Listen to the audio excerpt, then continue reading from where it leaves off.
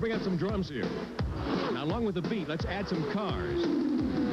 Good, good. Looks nice. All right, we'll have bass coming in next. Here comes the bass. Kick it in. All right, we need some drivers now. Great, looking good. Looking good, people. Stand by guitar. Okay, kick it in, guitar. Let's mix it with the crowd. Oh, nice groove. We're cooking. Drums. Synthesizer with the pits will be next. Okay, let's put it all together now. Yeah, it feels good. I'm loving it. Okay, here we go. And what do we have? Indy. And last year at the Indianapolis Motor Speedway, car owner Roger Penske dropped in the coins and hit the jackpot, placing 3 of his cars on the front row with Rick Mears, Danny Sullivan, and Al Unser. So far this year, Rick has been the quickest in an updated Penske chassis. Rookie Steve Butler was the first to crash, a broken collarbone, but another car was purchased and Butler returned a few days later. Then on Thursday, late in the day, Danny Sullivan was hard into the third turn wall after the engine cover came off at over 220 miles an hour. Sullivan was hospitalized for a broken right forearm, but vows he'll be back in the final weekend of qualifying for this year's 500. Weather has been a story all month. 8 days ago on the first day of practice, it snowed. And then yesterday, practically all day rain fell, postponing the run for the pole position until today. And the weather has been much better all day today. 22 cars have qualified for this year's running of the 73rd Indianapolis 500-mile race, and we still have more than an hour to go. So far today, 41 cars have been presented at the line. We have had 37 qualifying attempts. 22 have made the field. 15 have waved off. And the field average is 217.424, and the record 210.4, so we're more than 7 miles an hour above the record. No surprise as to who's on the pole. It's the king of the Brickyard, Rick Mears. He records his 5th pole position, track record 1 lap 224.254, and the 4-lap average 223.8. Now, here is the field as it stands at the moment. Mears is on the pole with Al Unser alongside and Emerson Fittipaldi. The second row, it's Jim Crawford, Mario Andretti, and Scott Brayton. Row number 3, Bobby Rahal, Al Unser Jr., and Raul Boisel. The 4th row has A.J. Foyt, Randy Lewis, and John Andretti.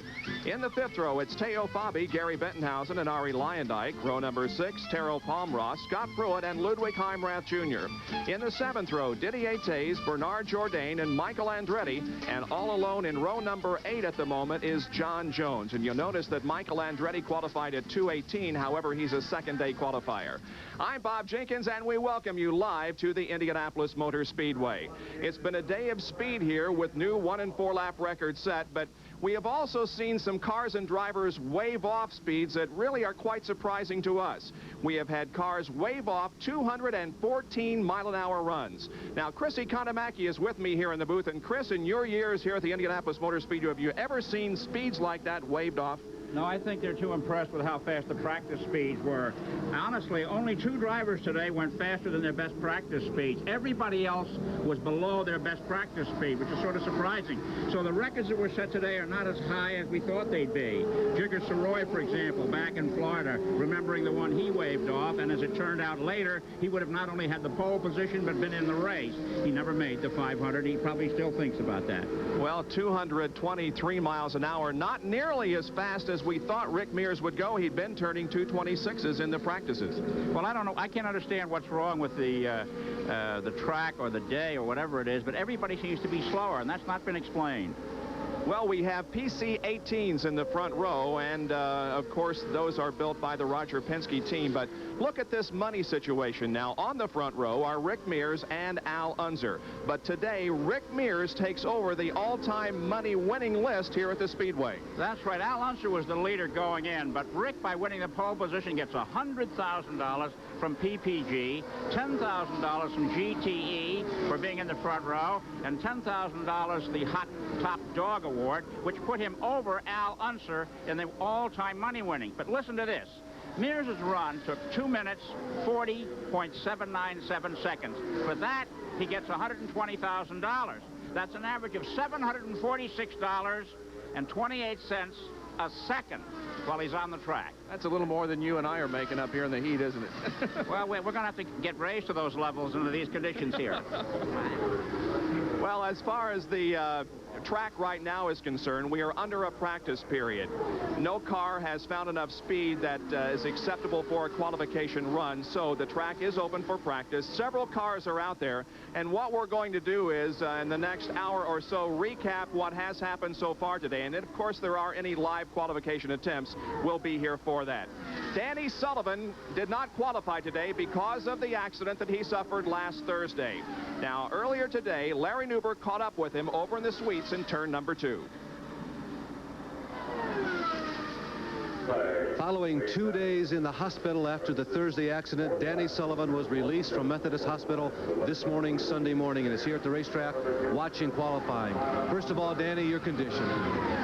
Well, right now I'm pretty good. I just feel a little sore in my right arm where it was broken, but you know, head-wise and my foot, everything's okay. I'm not too stiff, so I'm just looking forward to tomorrow getting this cast off and putting something smaller on and see if we can get back in the car. So there's a very distinct possibility that on Monday of week 2, you're back behind the wheel.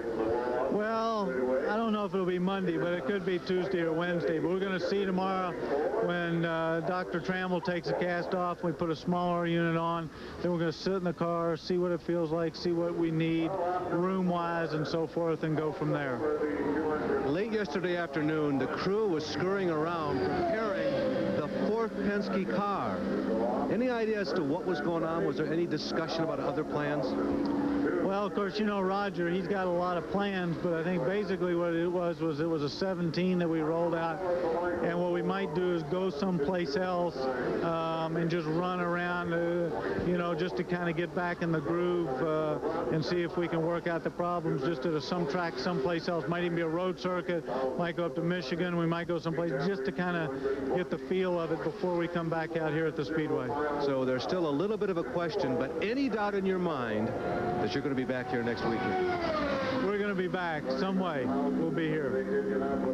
We'll look for Danny Sullivan, or probably this coming week, for some practice before qualifying next weekend. Now, there always seems to be a controversy here at the Indianapolis Motor Speedway, and today it involves Michael Andretti. You can see he's a second-day qualifier, thus lining up behind those that were first-day qualifiers. His speed of 218.773, good only right now for outside of row number 7.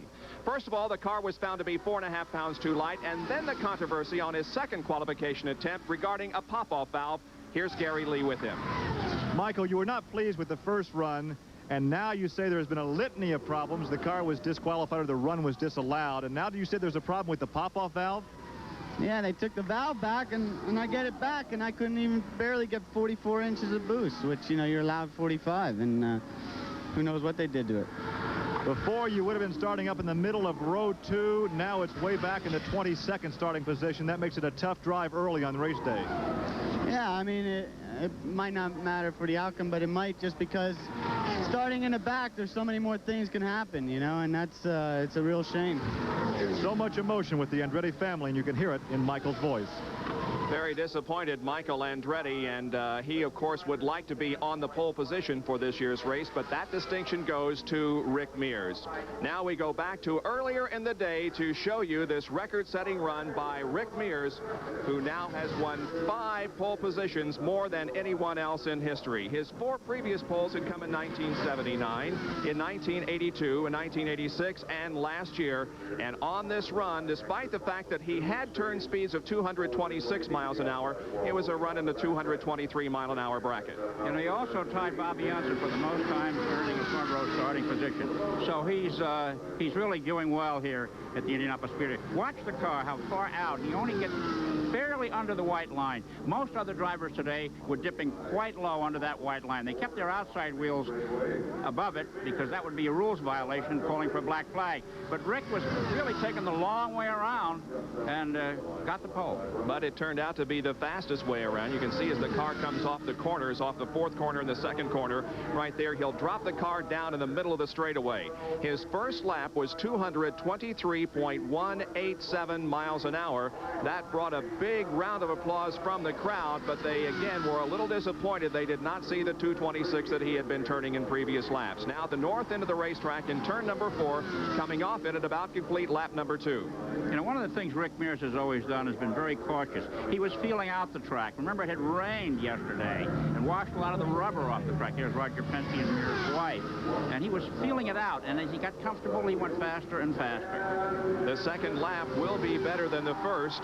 Rick Mears on lap number 2 of his qualification attempt turned in a speed of 200, and we're waiting for the speed to come up right now. Second lap was faster than the first.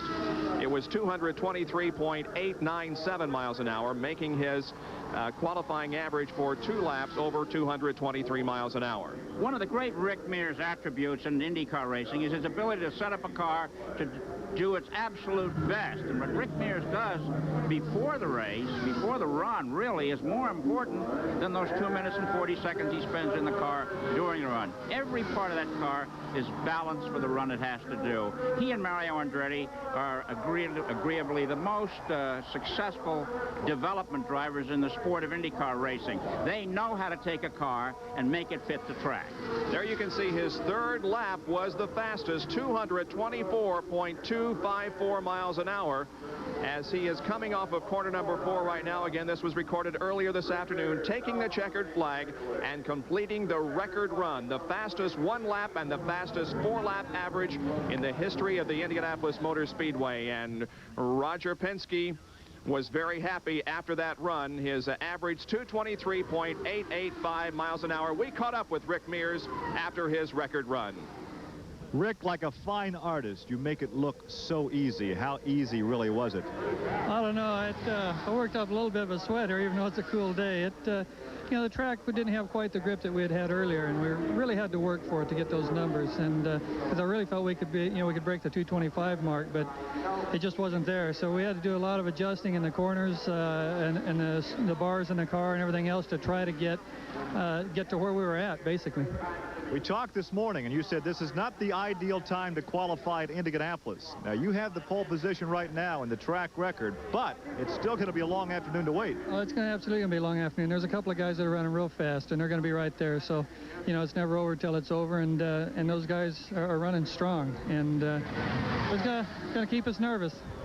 This could be your record 5th pole position. I'll ask you the question I've asked some other front runners. Do we put too much emphasis on qualifying here at Indianapolis?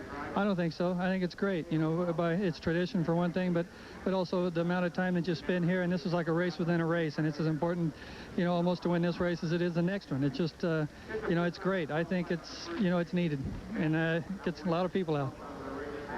So Rick Mears, at that point, did not know for sure whether or not he was going to be on pole position because there were others to qualify.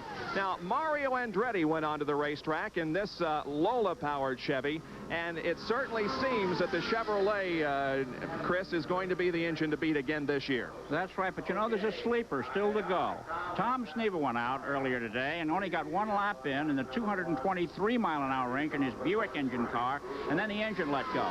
Now, he may be the fastest qualifier. He can't win the pole. That's gone. This is a 2-day situation. For those of you who do not understand this, the people who drew to qualify yesterday, there was a list of drivers who were ready to go. Once that list was exhausted, it became day 2 here today, and the Indianapolis 500 starts the 33 fastest cars by speed by day. So everybody that's out there now, the best they can do is start behind everyone who qualified earlier today. So Tom Sneva may well set the fastest speed of the month, but he won't be on the pole. Mario Andretti's first lap was 220.561 miles an hour. Now, you remember we had a live report earlier in the day. Kevin Kogan lost an engine as he came down the straightaway and went into the south end of the racetrack just before Mario was about to go out and qualify. Last year, Mario complained after his qualifying run that some oil dry had been put down at the north end of the racetrack, and he hadn't been told about it, and he blamed his relatively poor qualifying performance last year on that oil dry. It was not a factor in his qualifying run today. Kevin was able to get that car down off of the groove, and it presented absolutely no problem as far as his qualification run is concerned. The second lap from Mario Andretti Andretti was 220.810 miles an hour, and he went on to qualify at an average of 220.8, or rather 486, and certainly is not out of those that are not among the favorites in this year's race. Mario still amazes everyone with his appetite for the race, his appetite for speed. He's been here for so many years, and he still drives with the verve and fire that he had when he first came here. Truly a remarkable man at the wheel. Third lap for Mario Andretti was 220.415, and his fourth lap was 220.517 miles an hour. And after he got off the racetrack and got the helmet off, Gary Lee was with him to talk to Mario Andretti.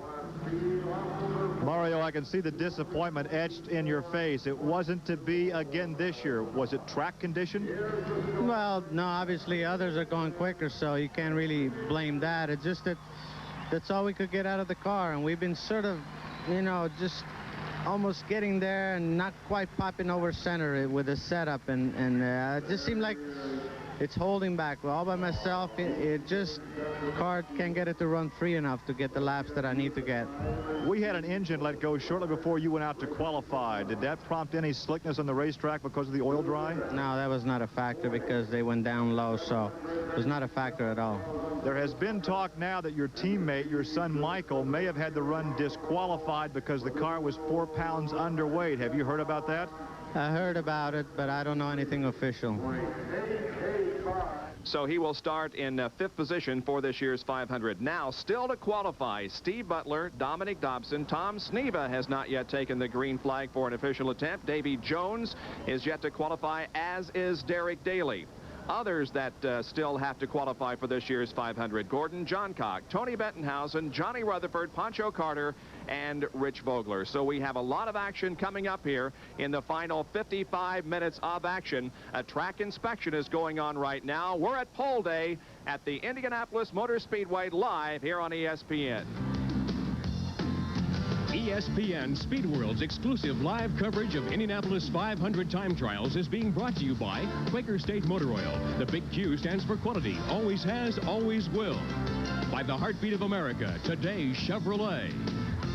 By Bridgestone Tires. Bridgestone builds confidence. And by Budweiser Beechwood Age, for that clean, crisp taste. This Bud's for you.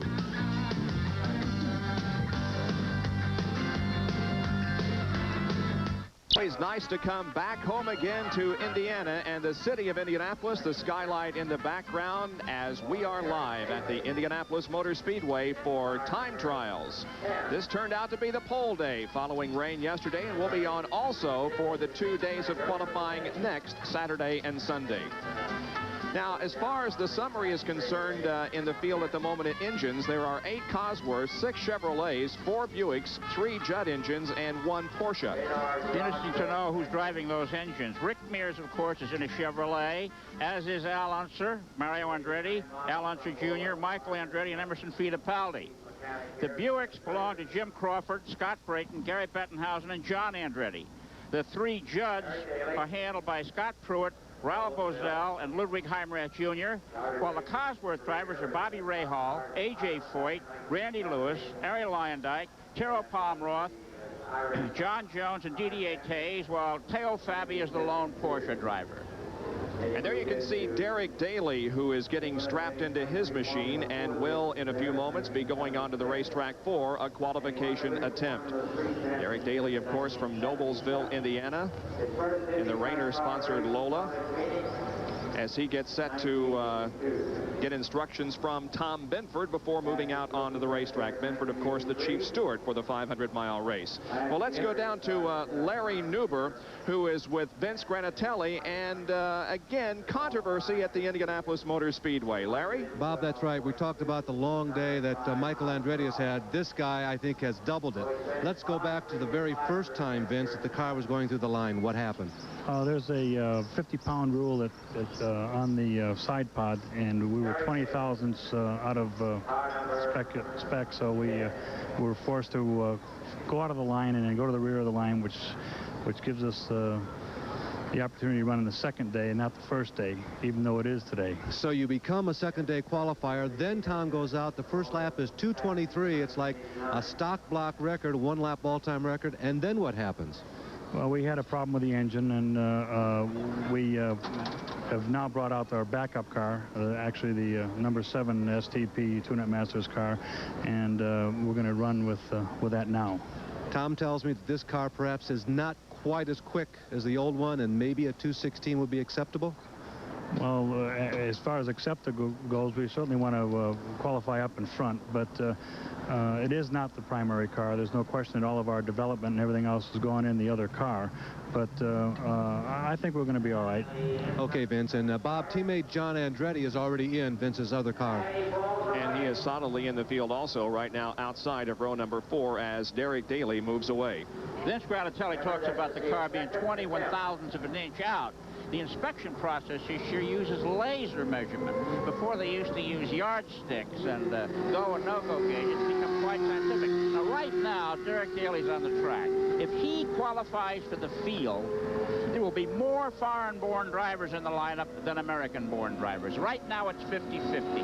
Of the 20 drivers in the race, 10 are foreign-born and 10 are American-born, and Derek Daly's from Ireland. That seems a little unfair since we only have one driver in Formula One, but yet a lot of European drivers are coming over here running in the CART and USAC series. That's right. And before we get the green flag for Derek Daly's run, let's go back to, again, earlier this afternoon and pick up on the laps for Emerson Fittipaldi. And he was the last of the first day qualifiers. So if anyone was to knock Rick Mears off the pole position, it was going to be Emerson Fittipaldi in that number 20 Pat Patrick-owned car. He had been turning laps well in excess of 224 miles an hour. And there was a lot of anticipation from the crowd as to how it was going to go. The top speed this month, 225 from Emo, as he moved down the backstretch on lap number 1 of qualifying earlier today. You know, when he took the checkered flag for his run, it was 10 minutes after 3. The entire first day field had been put through their process in 3 hours and 10 minutes. It was an uneventful day except for Kevin Kogan's engine blowing, which slowed things down for less than 5 minutes. Things have gone very well from that standpoint this afternoon. On lap number 1 for Emerson Fittipaldi, his speed was 221.948 miles an hour. And his second lap was 222.3, then 222.5, 222.4, and his 4-lap average for Emerson Fittipaldi was 222.329 miles an hour. Now we come live once again, and Derek Daly has taken the green flag on his qualification run. Like Emerson Fittipaldi, Derek Daly came to IndyCar racing from Formula One, where he was a driver for the Williams team before he left it to come over to this country. He since married an American girl and is very much the American. But the other day, he went to his first baseball game, and everybody was talking about some guy getting a hit, and he thought that somebody from the Mafia was in the play. He ran a lap earlier today. There is Beth Daly, his wife. He ran a lap earlier today at 214.077, and they waved it off. But now, on this first lap on this attempt, it's faster than that. It's 214.123 miles an hour, a time of 42.032 seconds, rather. There's no way they're going to wave this off, Chris, do you think? I don't think so. I just, with the exception of Sneva and possibly Pancho Carter, I don't see any other really fast runners in the lineup.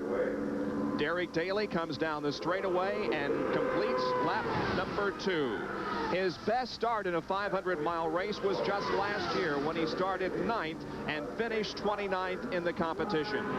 Daly's second lap is faster than the first. It's 41.994 seconds, translating to a speed of 214.316. The 2-lap average, 214.9. Derek Daly already at the north end of the racetrack between turns number 3 and 4, keeping the car well above that white line. He didn't even come close to it there in turn number 4. Brings the car out onto the straightaway, dips low on the track, and receives the white flag from Dwayne Sweeney. There's one more lap to go, and Beth, it looks like, is much happier happier as she prays that her husband will make this race. You can see the pressures that prevail, Bob, not only the driver, but everyone around them. This is so important, the Indy 500, not only for the honor, but for a person's career in motor racing. This is the king of all automobile races. 214.306 was lap number 3. That's 41.996 seconds.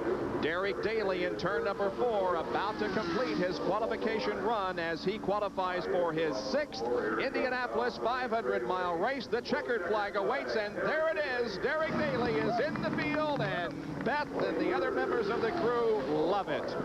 We will be back to talk with him. The 4-lap average for Derek Daly is 214.237. We'll be back to talk with him and have more live coverage of pole day at the Speedway right after this. The 4th lap time of the speed first. 42.016. Back live at the Indianapolis Motor Speedway. On the track at the moment is Tom Sneva. He has not taken the green flag yet. We'll go down to Gary Lee in a conversation with Derek Daly, who just qualified. Our ESPN colleague now in the race. Now, we talked about some of the drivers waving off some good speeds. We thought earlier yours was not a wave off. You had some problem out there the first time around. We just tried a couple of small changes on the car, which we weren't happy with. And I didn't feel comfortable with a 4-lap run, even in the low 14s. So we came back here and made some changes, and the car is much more comfortable now. And I knew I could do the 4 laps rather than maybe one and hit it in this situation.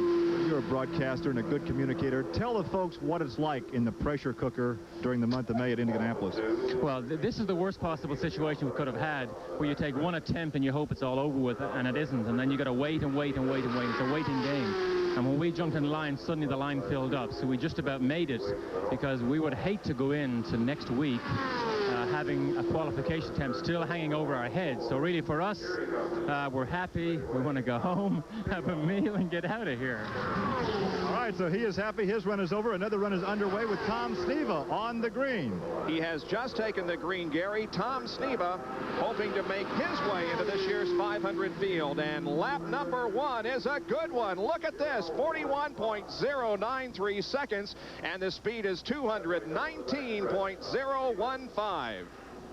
Well, that's a lot slower than he was in the other car, Bob. He was in the 223 area before the engine let go on the primary car. He's going to be disappointed, but he'll be solidly in the competition. But remember, he will line up behind the first 8 qualifiers, so if he keeps up this pace, he will move to outside of row number 7 and move Michael Andretti back to the 8th row.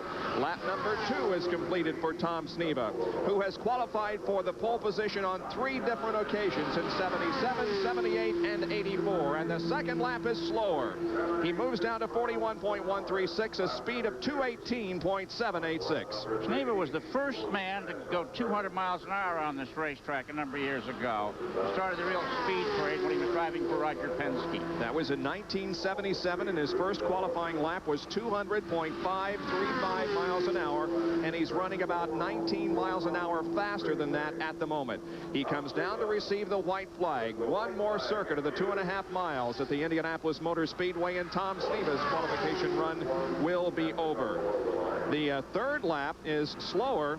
He's down considerably from the second lap. It's 41.294 seconds, and it's 217.949, so almost a mile an hour loss there between the second and third laps.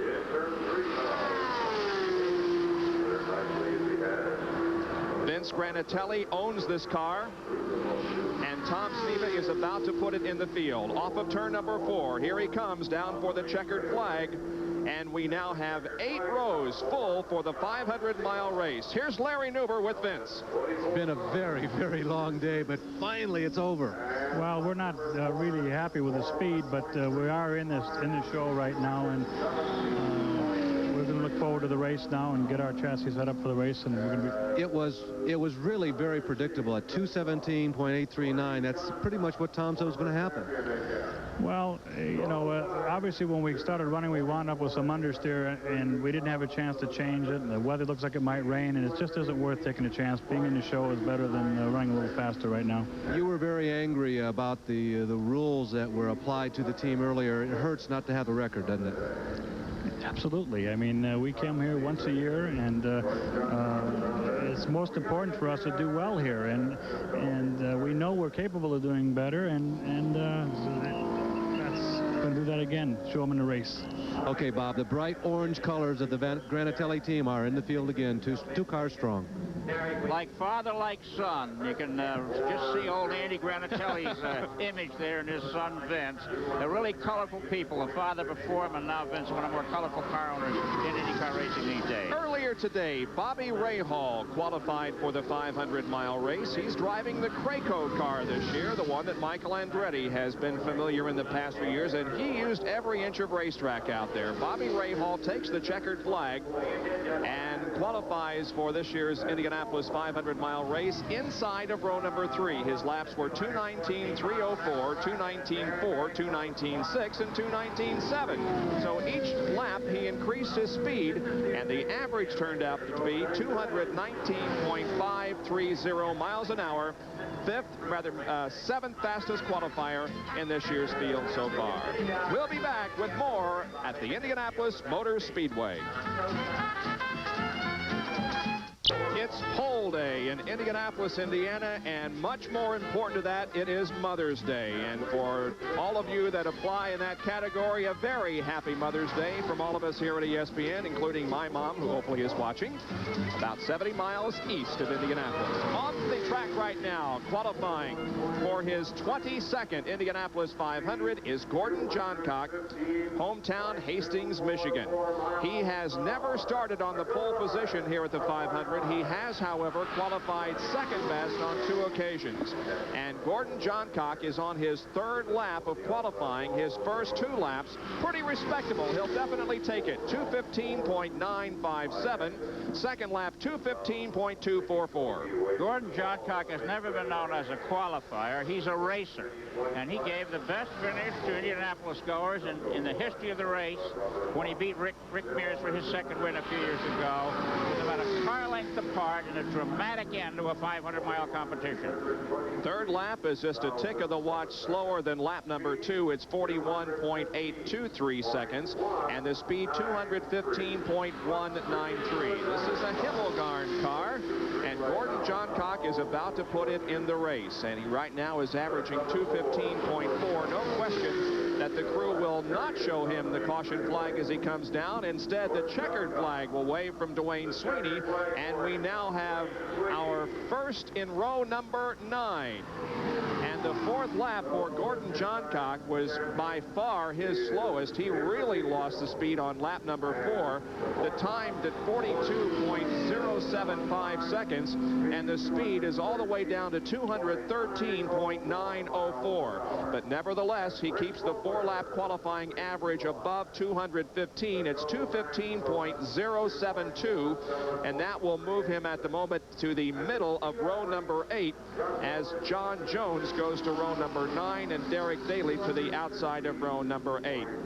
Well, we're trying to update you on what's happened here at the Speedway all day today, and so we go from live to videotape. This was earlier this afternoon when Al Unser Jr. from Albuquerque, New Mexico, put his car in the 500-mile race. His laps were 218.744, 218.861. His 3rd lap was 218.542 miles an hour. Al Unser Jr., of course, trying to make his 7th race, and he did so very successfully. His best start in a 500-mile race has been 5th, and at the moment he is in the middle of row number 3. He's about to take the checkered flag here and complete the qualification run earlier this afternoon. His 4th lap was 218.420 miles an hour, and his 4-lap average was 218.642. Al Unser Jr. in the Lola Chevy qualifies for the middle of row number 3, his 7th 500-mile race. You know, Bob, it's been remarkable here this month. There's great speeds being displayed, that the accidents have been held to an absolute minimum. It's been the safest month of May so far in the Indianapolis 500-mile qualifying history. Danny Sullivan's accident, that's because something blew off the car. Steve Butler hit the wall, and Scott Brayton had a spin. That's been the extent of the unpleasantness here, we're happy to say, and everybody's here raring to go. Gordon Johncock will start from the middle of row number 8 in this year's field, 215.072 miles an hour. On the racetrack is Rich Vogler. He has not taken the green flag. Yes, he has taken the green flag, so when he's on lap number 1. Let's go to Larry Newber for a report from the pit area. Larry? Well, Bob, a bit of an irony here. Remember a year ago, the last Sunday of qualifying, the last 2 cars that were trying to get into the field were Gordon Johncock and Rich Vogler, as Vogler goes by and takes the green flag. Vogler bumped Gordon Johncock out of this race, qualifying, completing his run after 6 p.m. We have been watching him all year long, of course, in our Thursday Night Thunder as he completes his first lap at over 209.5 miles per hour. Probably not enough. Now, moments ago in practice, Rich Vogler turned in a lap of 214 miles per hour, so something has changed dramatically in the last few moments for them. He also won at the Indianapolis Speedrome this weekend, so he's been a very, very busy man. Gary Lee right now is standing by with Tom Sneva. Well, there's nobody better in traffic than Tom Sneva, and once again this year, because of some mechanical problems, you get to start back toward the back of the pack and give all of us a thrill in race day. Well, I don't know if that was my goal when we started the day, but that's sort of the way it worked out.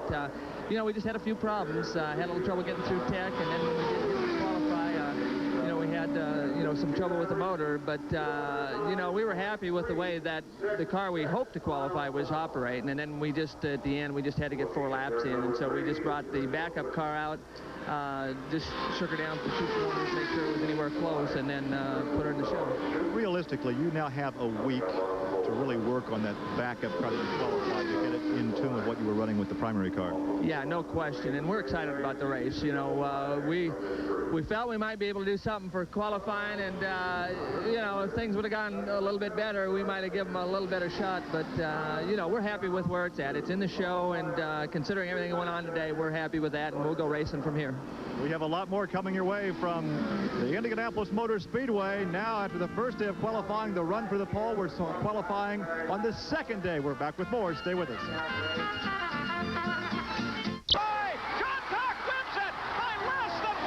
1982, the closest finish in the history of the Indianapolis 500. It's part of an exclusive collection that is the video history of the greatest way, qualifying for the 73rd running of this tremendous race. Now, let's very quickly go through the lineup as it stands right now. On row number 1 is Mears, Unser, and Fittipaldi. Row 2, Jim Crawford, Mario Andretti, and Scott Brayton. 3rd row, Bobby Rahal, Al Unser Jr., and Raul Boesel. The 4th row, A.J. Foyt, Randy Lewis, and John Andretti. In the 5th row, Teo Fabi, Gary Bettenhausen, and Ari Leyendyke. 6th row, Taro Palmroth, Scott Pruitt, and Ludwig Heimrath Jr. In the 7th row, it's Didier Tays, Bernard Jourdain, Michael Andretti. Row number 8, Tom Sneva, Gordon Johncock, and Derek Daly. And all alone in row number 9 at the moment is John Jones. 25 cars have qualified today. There are 8 spots remaining open.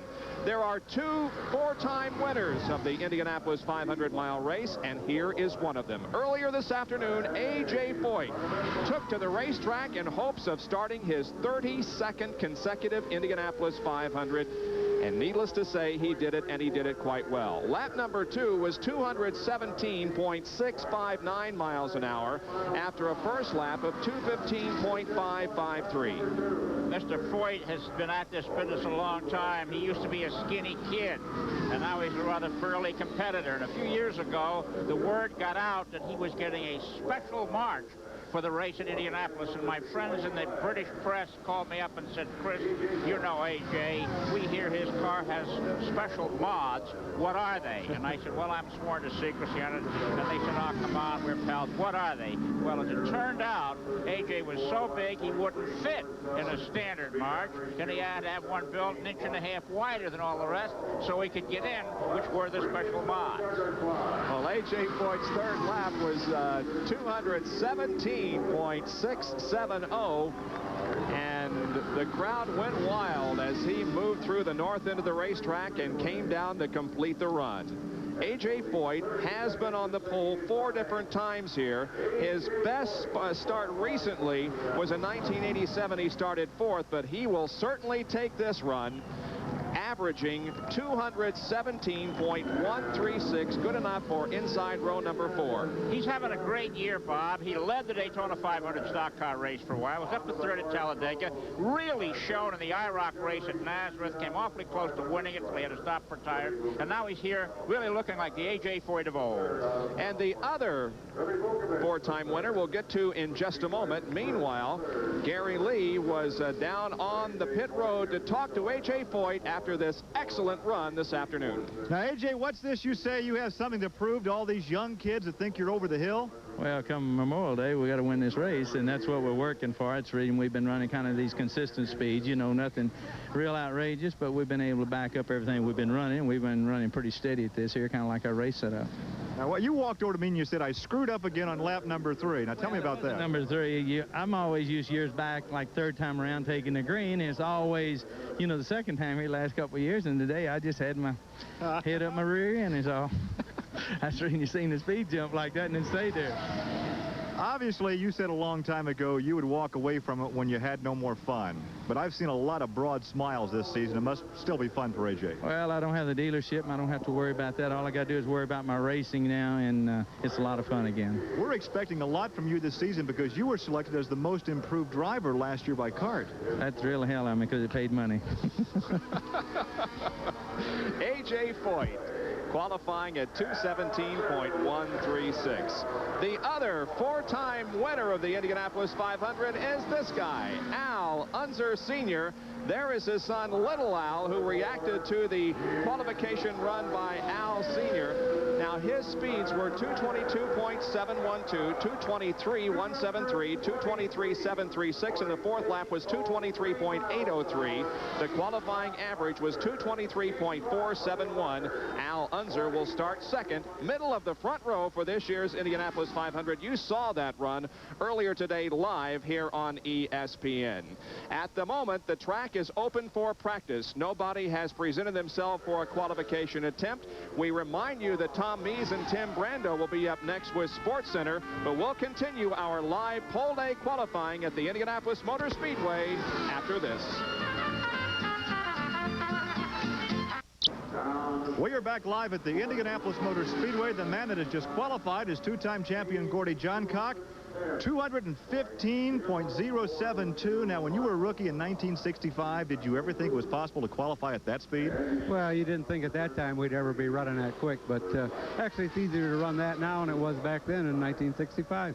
You took a sabbatical from racing for a couple of years and then decided, hey, I miss it. I want to go back and run some more. Yes, I made a mistake by retiring. I found out 6 months later or so that, you know, that I missed it and should have never done it, and so I came back. Now, is this hookup with the Hemmelgarn team something for the entire season, or is it just for Indianapolis? It's for Indianapolis and Michigan, for sure. It's nice to have you back. Thank you very much. Gordy Johncock, a 2-time winner, back in the field. When he qualified in 1965, it was 155.012. He's 60 miles an hour faster than that this year. Michael Greenfield is on the track for a qualification attempt, but it doesn't look good. The first lap, 210.128, and the second lap, 210.040. Michael, a rookie in this year's field. Well, that's right. Very interesting. There are 4 rookies in the field. I made a mention earlier that the field is about half foreign-born. There's 25 cars in the field. 12 of the drivers in the field are foreign-born, and of the 4 rookies in the field, Scott Pruitt is the only American-born rookie. Bernard Jourdain and Didier Tays of Belgium are in, and John Jones of Canada. So it looks like the field here in Indianapolis is going to be more and more foreign drivers as time unfolds. I just wonder what's the matter with the Americans. Michael Greenfield waves off the attempt and pulls into the pit area. Meanwhile, it is Pancho Carter that goes on to the Indianapolis Motor Speedway surface in a couple of warm-up laps prior to taking the green flag for his qualification attempt. Well, Pancho Carter, former pole sitter here at the Indianapolis Motor Speedway in 1985 at 212.583. While he's on his warm-up laps, we'll take another break and be back with his live attempt in just a moment. At the Indianapolis Motor Speedway, Pancho Carter is on his qualification attempt. Now, earlier, he waved off a lap of 212 and a 3-lap average of 211. We'll see what happens on this attempt for Pancho Carter. He's about to complete lap number 1. You know, it's interesting. You mentioned that he waved off a run earlier. The traditions here in Indianapolis have established their own language. For example, Carburation Day is still called Carburation Day. There hasn't been a carburetor on a car in the Indianapolis 500 for more than a dozen years with turbocharging and fuel injection. And years ago during qualifying, if a driver didn't feel right about his run, he would hold up his hand coming off of turn 4 on the last lap, and that would signify a wave off. And that term is still used, but the driver never takes his hands off the steering wheel. His crew notifies the officials, who in turn notify the flagman by radio, but wave off is still what it is. First lap, it was a little slow coming in, 42.397 seconds, 212.279, so he's just about where he was earlier in the day when he waved it off. That was his wife Carla looking on there. She's been around a long time. You don't see the kind of ups and downs in the veteran wife that you do from the younger ones. Pancho Carter, of course, cut his eye teeth in racing on the dirt tracks and was seriously injured in a crash back in 1977, but battled back gallantly. And the second lap is faster than the first. It's 42.369, but they're waving it off. It was 212.419, but Carla Carter looks on disappointed as her husband Pancho waves off the second attempt. That puts him under pressure. He only has one more attempt. We'll be back with more of our live coverage from the Indianapolis Motor Speedway. Even during qualifying, if anybody knowingly violated that repeatedly, they would probably be penalized. Has not come up today. It has not come up, but let me correct you. If they go down with all four wheels once during qualifying, that will be an incomplete run. It's during the race that we would penalize continuous driving below the line. Have any of the observers called in and said, hey, let's watch this fellow?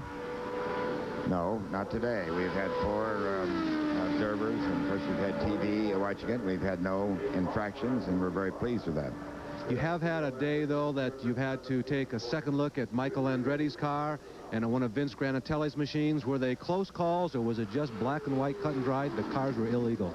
The measurements are black and white. I think there are several things that we had to do today in the way of penalties or sending people back. And I'm satisfied all of them were done just by the facts, not by any really judgment on my part. And Tom, on the other hand, and he's got to go to work here real soon because Steve Saleen has pulled up to qualify. They have really knocked out a lot of qualifying runs, no incidents on a racetrack. It's been a grand day for qualifying. It's been a wonderful day as far as I'm concerned. Steve Saleen is waiting, Tom, so you can go and talk to him, give him his final instructions. Rookie Steve Saleen will take a shot at getting in this year's Indianapolis 500-mile race. Phil Kruger in car number 77 has pulled back into the pit area after going onto the racetrack. Now, there are 2 attempts against this car, both at 112.7. Phil didn't feel like that he had enough speed to take the green flag and possibly risk that 3rd attempt. Now, Tom Benford briefs the driver. Let's listen. 1988 March of this year's race. Jerry Oscar. Take it easy when you tell him that Keith McKinnon. Sure, you're aware of that. His first year here is in charge. Steve Saleen. What he's doing is explaining to the driver that he must take the green flag coming down the 2nd time. And then also is explaining to him that should he wave off the attempt, then he'll have 2 more, a total of 3 attempts to qualify for the race. I bet Mr. Saleen is a bit concerned at this point. His background is the same as that of Scott Pruitt. Sedan racing, heavy stock cars on road courses. Now here he is in a bullet-like Indy car on an oval track. Not easy to make these kinds of transitions, particularly with the limited practice you have. This is Raul Boisel as we go back and relive what happened earlier today here at the Speedway during pole day qualifying. Raul Boisel making his 4th Indianapolis 500-mile race. His speeds were 218.457. Second lap was 218.277. Just completed the 3rd lap at 218.357. And he is about to exit turn number 4 and head onto the Speedway straightaway to complete his qualification run. Raul Boisel from Brazil put his car in the race, the Lola Judd, with a 4-lap average of 218.228 miles an hour. His 4th lap was 217.823. The Domino's Pizza Hot One, qualified by Raul Boisel. And then the Porsche. Now, this is the only chassis that March made this year that is competing here at the Indianapolis Motor Speedway. They made one for Alfa Romeo. It's not ready yet. So this March 1989 March chassis housing the Porsche engine is being driven by Teo Fabi. His third lap was 215.460. Teo Fabi in the two earlier laps, 215.646 and 215.652. 25 drivers' names in the starting lineup, Bob, and that is a record for one day of qualifying. It could very well be that there'll only be 3 to 5 positions open for next weekend's qualifying, which means it'd be a lot of bumping and a lot of pressure and a lot of hand-wringing during the final 2 qualifying days next Saturday and Sunday. We come back live with Steve Saline's qualifying attempt. Teo Fabi's average was 215.564. He is an interesting story in that he has competed in the SCCA Trans Am Series and most recently in the Coors Race Truck Series. So it is quite a different type of racing that he's involved with here this weekend. Well, we've got a truck driver on the track, Bob. Steve Saline is the oldest rookie attempting to make the field. He is 40 years of age, and he calls his hometown Diamond Bar, California. Lap number 1 is about to be completed. Steve Saline, let's see. He's designed a Mustang, his own Mustang. He's big in the Ford, modifying Ford production cars, and it's a highly regarded car. And I'm just wondering how much of his own thinking he put into the adjustments on this particular machine he's in now. He won't be happy with this. It's a 42.871 second lap, 209.932. And it would seem that they're going to have to shoot for something well above that with only 8 spots remaining in the field. A full week of practice coming up before 2 more days of qualifying next weekend. I'm sure they're not going to allow this to happen. As a matter of fact, they've waved the yellow flag already, and Steve Saline will not qualify at the moment for this year's 500-mile race. More qualifying coming up, however, as we are in now the final 10 minutes of pole day qualifying at Indianapolis. We'll be right back. ESPN Speed World today at the Indianapolis Motor Speedway for the first day of time trials. Since yesterday's was rained out, we have qualified 25 cars for the race this day. And the next driver to attempt to break into the starting field is Davy Jones. This is the 3rd attempt on this car. He earlier waved off laps at 211, and then in his 2nd attempt he had laps at 212, but he decided to wave it off and come in. This is his last chance. If he doesn't make it now, they put the car in the garage for the rest of the month. So young Davy Jones of Portland, New York, an accomplished sports car driver and a man who has driven on the factory Jaguar sports car team, is under pressure out there now. Davy Jones trying to make his 2nd Indianapolis 500. He made it back in 1987, qualifying good enough for 28th starting position, and that's where he finished, dropping out after 34 laps. That year he was driving for A.J. Foyt, but the engine gave out on that car. He is, or was until today, the fastest rookie qualifier in history. Here's Davy Jones completing lap number 1 of qualifying. This is the Aerosport car, and the speed is just about where it was on his first attempt. It's 42.542 seconds, 211.556 miles an hour. And this has got to be borderline. You've got to take it, though. Yeah, you got to take it on this 3rd attempt with this car. And if it gets bumped, you simply hope that you can find another car to get into the starting lineup. So he will complete this attempt regardless of what kind of speed he turns in. Lap number 2 is complete. Davy Jones now begins his 3rd. And his 2nd lap is a little bit slower than the first. It's 42.562 seconds and a speed of 211.456 miles an hour. 2-lap average, 211.506. The slowest qualifier in the field at this moment is Bernard Jourdain at 213.105, and then Didier Tays at 213.120. So he will become the slowest qualifier if the run continues at this pace. The white flag is being displayed. Now, one more lap ago. We are nearing the 6 o'clock hour here in Indianapolis, 7 o'clock Eastern time. Tom Mees and Tim Brando are standing by in Sports Center with an update on all the activity from the world of sports coming up in just a few moments. His third lap is 42.588 seconds and a speed of 211.327. He has moved down, albeit slightly, in his 3 laps of qualifying. Each one has been just a little bit slower than the previous. Davy Jones is in corner number 4, dipping those left side tires beneath the line, but the checkered flag is coming out, and there it is. We have 26 cars in this year's field. We'll go down to Gary Lee on pit road.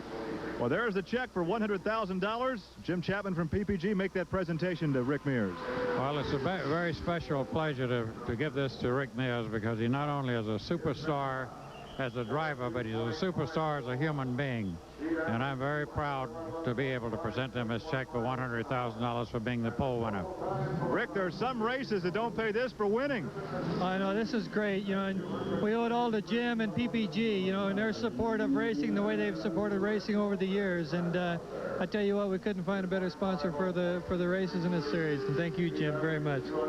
A record 5 pole positions for the man from Bakersfield, California, Rick Mears, new 1- and 4-lap track records. We're coming back more from the Indianapolis Motor Speedway.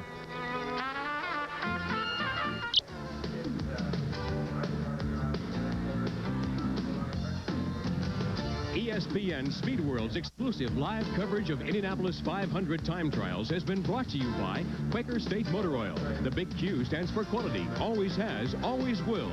Indianapolis, Indiana, after an exciting day of qualifying, let's review what has happened today. Rick Mears will start from pole position. He qualified at 2:23.8, a 1- and 4-lap record. Al Unser and Emerson Fittipaldi also in the front row. Second row, Jim Crawford, Mario Andretti, Scott Brayton. In the third row, it's Bobby Rahal, Al Unser Jr. and Raul Boisel. Fourth row, A.J. Foyt, Randy Lewis, and John Andretti. In the fifth row, Bobby, Fentonhausen, and Lyondike. Sixth row, Palmroth, Pruitt, and Heimrath. In row number 7, Taze, Jourdain, Andretti. Eighth row, Sneva, John Cock, and Daly. Ninth, John Jones and Davy Jones. Sports Center coming up next. Thank you.